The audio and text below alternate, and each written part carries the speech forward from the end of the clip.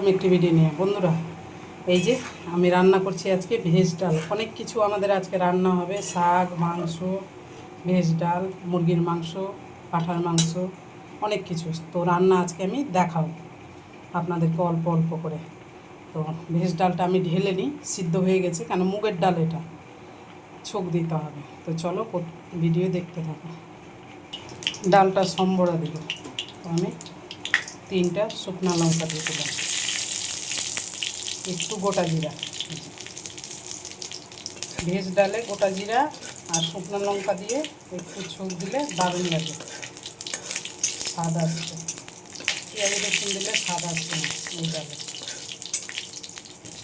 তো আমার লাল করে ভাজা হয়ে গেছে, এবার ডালটা আমি ঢেলে দেবো।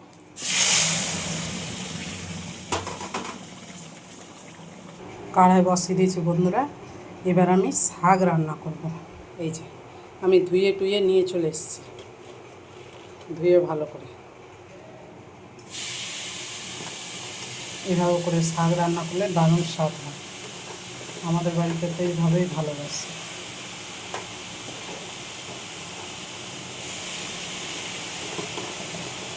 একটু লবণ হলুদ দিয়ে ঢেকে দিলেই গলে যাবে। হয়ে গেছে, শাক দিয়ে দিয়েছি। এই যে স্বাদ অনুযায়ী লবণ দিয়ে দিলাম,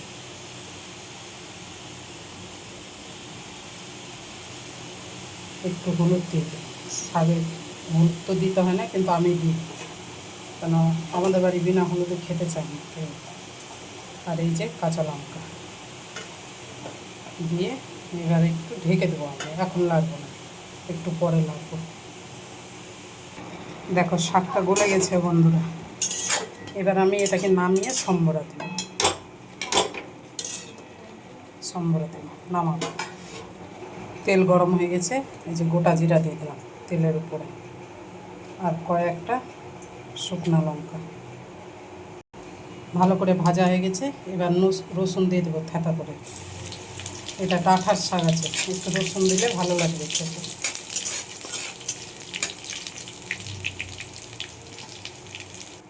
ভাজা হয়ে গেছে, এবার আমি শাকটা দিয়ে দেবো এর মধ্যে। এই আমার শাক ভাজা হয়ে গেছে বন্ধুরা। এবার নামিয়ে নেব। শাক যত ভাজবেন তত টেস্ট হবে, শাক না ভাজলে টেস্ট হয় না। দেখো কতটুকু হলো আমার শাক হয়েছে। আজকে খাসির মাংসের ঝোলটা আমি পুরো সাদা তেলে করবো। আমি আলু আর একটা পেঁপে দিয়ে দিয়েছি বন্ধুরা। আর আমি প্রথমে না পাঁঠার মাংস বলে দিয়েছি বন্ধুরা, ভুল করে। খাসির মাংস এই যে আমি ধুয়ে টুয়ে ঢেকে রেখেছি। এর মধ্যে একটু হলুদ দিই, হলুদ দিয়ে দিলে ভালো হবে ভাজাটা, কালারটাও ভালো লাগবে।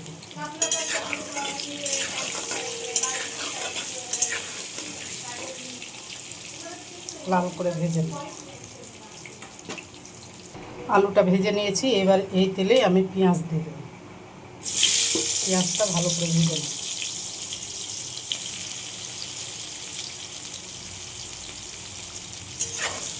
পাঁচশো মাংসটা আমি 3টা পেঁয়াজ দিই, মাঝারি সাইজে। এবার এটা আমি লাল করে ভেজে নিই। এবার মাংসটাতে আমি একে একে সব দিব। এতে জিরার গুঁড়া, আদার গুঁড়া সব আছে, কাঁচা লঙ্কা, আদা আর রসুন অল্প দেবো, বেশি দেবো। আর দেবো 3টা গোটা রসুন,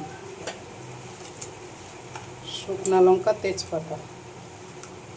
আর এটা কালার করার জন্য আমি দেবো এই যে লাল গুঁড়া লঙ্কা। এটা ঝাল না, খালি লাল হবে, একটু কালারটা ভালো হবে ওই জন্য। আর স্বাদ অনুযায়ী লবণ, যে গোটা গরম মশলা, দারচিনি আর লবঙ্গ আর এলাচ। এর মধ্যে দিব হলুদ গুঁড়ো, দিয়ে দিলাম হলুদ গুঁড়ো। একটু আমি তেল দিয়েছি। এবার আমি ম্যারিনেট করে নেব। পেঁয়াজটা কত সুন্দর বাদামি কালার হয়ে ভাজা হয়ে গেছে। এবার আমি এই পেঁয়াজের উপরে মাংসটা দিয়ে দেব।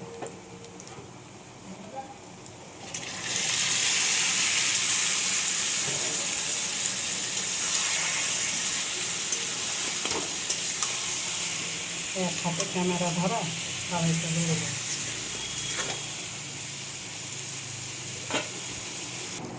কালারটা সুন্দর এসছে না বন্ধুরা, কাঁচা লঙ্কার কালার, এই জন্য এরকম হয়ে গেছে।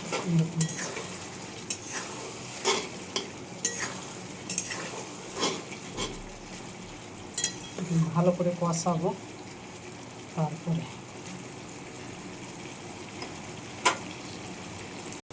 কষানো হয়ে গেছে, এবার জল দিয়ে দেবো, অল্প করে জল দিই।